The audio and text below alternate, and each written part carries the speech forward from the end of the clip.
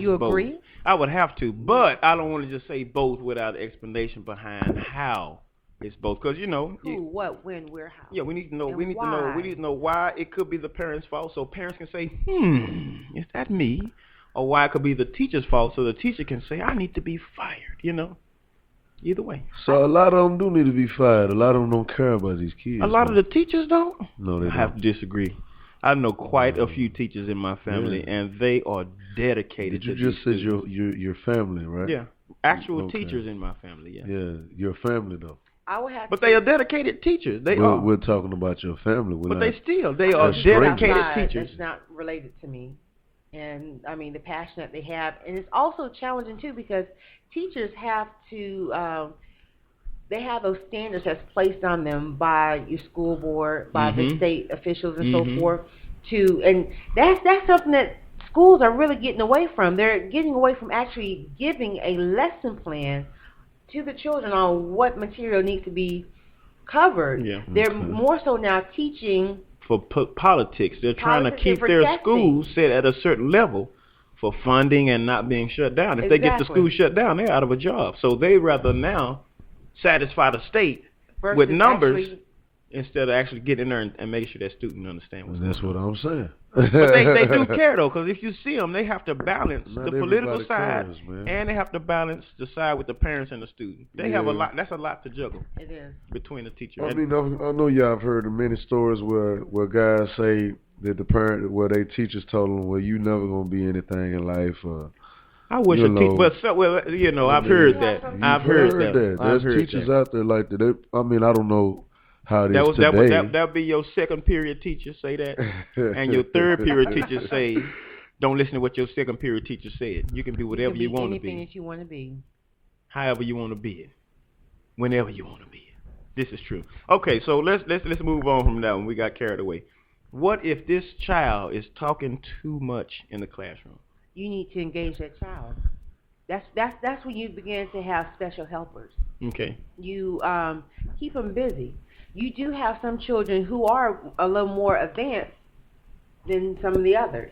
So if the work is not challenging, and this is where it falls back on an actual teacher, you need to be able to recognize that, no, this child is not creating a problem. This child is not too talkative. The child may just be bored with the material that they're learning. And some kids are very social. Kids at a young age, at 5, if you ever talk to a 5-year-old, they carry that conversation. Yeah. And you can just, all you can do is just shake your head and agree. They answer their own questions. They gone. So you got to realize who you're dealing with. I guess it's not always, and I guess teachers that teach young kids can understand how to engage a child that's overly running their mouth. And what would the parent do in this situation? Parent? Yeah. What would you do? No, what would you do as a parent? For a child that the parent, not the parent, but the teacher called in and said, hey, your kid won't stop running his or her mouth. And I was at work? You calling me for this? Nah, really. Mike will get it. I have a son, man, and he Why would he get it? For being too talkative. Too talkative? Yeah. He's disrupting the class. Because He needs to have a certain respect when the teachers say be quiet. And that's the problem that I have with my child. He, first week of school, he got in trouble for that. Just talking, you know what I'm saying? And, he was probably excited that he had to meet other little kids. He probably was. In the neighborhood, I know in the neighborhood I'm in, it's not no little kids out there that can just run out and play with us. See his new friends and they just go on with this conversation. But go ahead. I mean, that could have been the reason. You know what I'm saying? And he's meeting new people and, but I just told him, look, I don't chastise him. I just, talk to him. Hey, you need to go in there and learn, you have recess for that. So, okay, we won't go into the beat down. We won't go in. What came to my head was fist to cuffs. I heard that said before. Fist to cuffs. Fist to cuffs. Oh. I mean, we finna box. But a rapper that somebody made on their show? No. I heard it was called when you finna throw down. So I was like, I was about to call ask it you, laying hands. Yeah, I was about to ask you when they called you at work. You know what I'm saying? Did that mean it was time to go fist to cuffs with little Charlie? But then I say he may not know what fist to cuffs is, so I have to let that one. Nah. I'm not just gonna lay hands like unless it's just out. You know, if I constantly have to tell you the same thing, I can't punish him for something that a mistake because everybody is going to make mistakes. You feel what I'm saying? Yeah. You know, you got to give somebody a chance. You got to have at least a verbal warning. You know, if he didn't have no verbal warning, then he doesn't deserve punishment. I don't feel like he do, but if he continues and it's a ongoing problem, then yeah. Okay. I want to throw this in here, labeling. That is something that it's almost like in the school system, depending on what county you're in, it can be a potential fallback. And I don't know if this is actually considered to be bad parenting or lazy teachers, but when you have, if you have a child that's too talkative, and the teacher is actually calling you several times throughout the day or whatever for this same incident, then the potential for this teacher to say or begin labeling the child, oh, he's a troublemaker, he's disruptive. And it could just very well be that he's just not engaged. And then that rolls over. Exactly. That label will follow that child into the next grade, into the next grade, into the next grade. Now, let me tell you what that's called. I want to give a technical term for it. Okay. It's called the halo effect. And that's what happens when you set a label on someone. If I see you and I say you're an angel, everything you do now is going to be viewed as a good person. But if I see you and I say ain't nothing but the devil, no matter what you could have changed. No matter what you do now, I see you as a so they could be doing that with kids. Two teachers doing that. Oh no, I know they do that. Yeah. They label you as a troublemaker, and they spread your name around to the other teachers as well. Although it's supposed to be confidential. Yeah. It gets spread around. In that situation, the parent goes to the school, pulls the teacher to the hallway. You dig? And goes fist to cuffs. The correct way, you go and meet with the principal and that teacher. See, now that's too much. That's too much. You got to get back to work. You ain't got time to be mean. You go to the classroom. You say, Miss McKillicott, can I talk to you real quick? Oh. And that's it. You know what I mean? And then you send her back in the classroom. Tell her wipe her eyes, put the tears away, and go teach her class. Or his class. It don't matter, whoever it is. Well, and you'll have no more of that going on with the. Anyhow. Well, first of all, you got to get past security. Ain't no security in schools these days. Yes, it is. Where they come from? All these security measures and so forth.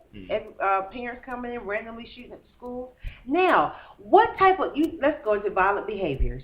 Okay. Well, anyway. I mean, what type of? Hold on. We did too much talking, right? The next one is violent behaviors. Really? You can't We're about to get violent now. Hold on. Okay, go ahead. I'm just joking. Anyway, violent behaviors now. Okay, go ahead. Give your viewpoint. After you. Okay. What I meant by violent behaviors is a student that's bullying the rest of the kids. Where does this come from? Is this it's obviously a problem in the home. Or it could just be something that they've seen on television. What if they don't watch TV? Some parents don't let their kids watch TV. You get your television privileges. But anyway, I say it's what's going on. And I noticed this too. It can be a learned behavior. My nephews, daddy's side of the family, they instruct him to fight. They punch him, they teach him to cuss. Oh no! They do all that stuff. So when he goes to play with little kids, when I take him to play, and so little kids playing around, he grabbing on them, he pushing them and stuff. So I know that it can be a product of your upbringing, because he's a boy, and they view if you're a boy, you got to make him tough. You got to punch him. You got to push him down. I don't agree with that at all. Well, I'm sure you wouldn't agree with it. Yeah. I don't. You don't agree with what? That you got to punch him and he's a boy. No, you don't. You don't have believe to in make making your son tough? Now in the hood, that's kind of I see feel the like you use will of grow it. into I it. see the use of it in a certain neighborhood because But he we're not will into be it. approached by little kids that will try to do him that way, Right. and you won't be able to defend himself. But you gotta also fix it where he don't go and be the one pushing kids around. Exactly. That's So why what's the balance? you put him in karate, But where they teach you how to properly use self-defense. Oh my goodness, that's What? a whole other topic right there. What? That's properly teach. That's even worse. No, because they teach you to only use your techniques that you learn. Listen to what you're saying. What? Listen to what you're saying. If a child is being taught something, they're gonna do what they want to do regardless, right? Now what I'm trying to say is karate. What would it be? Karate. I don't work in the hood. You teach your kid karate, you set your kid up to get beat down. Karate is for exercise and agility, maybe. Are you serious? Yes, I've seen it happen. They did the little ha, and all you heard was popcorn popping. They was through. It was through because there wasn't no. See, in karate, it's a mutual understanding that we both going to get in the pose. We both going to acknowledge each other. Your stance, but in the hood, it's I don't say nothing else. I'm finna hit you in the mouth. You got your stance, and all you saw was a fist coming. Pow!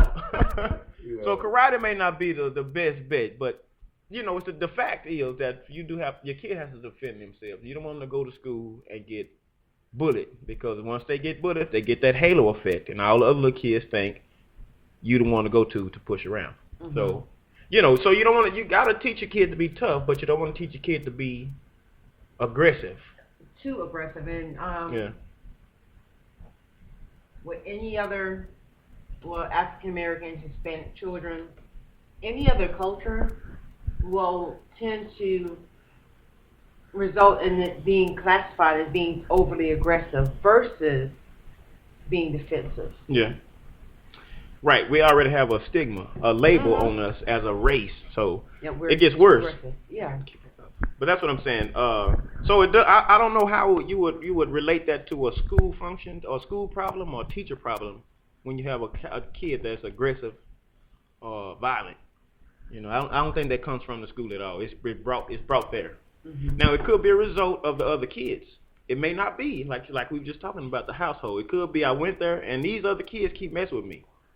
So in order for me to fit in, or in order for me to survive, not have them, in order for me from not just to be able to go to school, right? I need to punch one of them in the mouth. So the little kid may get a little violent, and if he win, oh man. So basically, what you're saying, sometimes it's not even the parents, it's their environment. It could be the environment a lot of the times. Yeah, your environment does. That's what happened to the Fresh Prince, right? That's why he had to move to Bel Air. Well, yeah, they took him out of the hood, but they didn't take the hood out of him. That's the problem. That's what he was demonstrating. Oh yeah, you're right. You're right. His environment changed, and he began to experience new things, but he still had that mentality. Where I'm from, yeah. And Carlton had that where he from. Yeah. But you know, so I think most of that is from the parenting side, in my opinion. Most of it. It does go to the environment, but the teacher, I don't think the teacher is going to influence you to be violent in the classroom. If that's the case, then they need to go ahead and be a bus driver. And if the little girl keep on telling him stuff, you know, just get up and, hey! Oh, that Ohio drive. Oh, yeah. Yeah, that bus driver on that YouTube video, he let that girl know. Have it quick, too. This is how we do it in old school. This is where I'm from. Okay, the next one would be slow comprehension. Several different components can give me the most potent, the first lack of attention at home. A child can be suffering from just any type of self-complexion issue. Esteem will call them have low comprehension. Yeah. Where they won't understand. Because if right. A child is more so concerned, especially the higher grade that they go up. I didn't consider that one. They want to fit in. But they'll be preoccupied with fitting in. Oh, okay. And then you have, especially for girls, you have that mean girl syndrome, where everyone's trying to fit in with the in crowd. Yeah. And if they're not, then they're just labeled a target. We got some stuff coming up that's gonna fit this just perfectly. Yeah. I'm good. Oh, Yeah, he's good, yeah.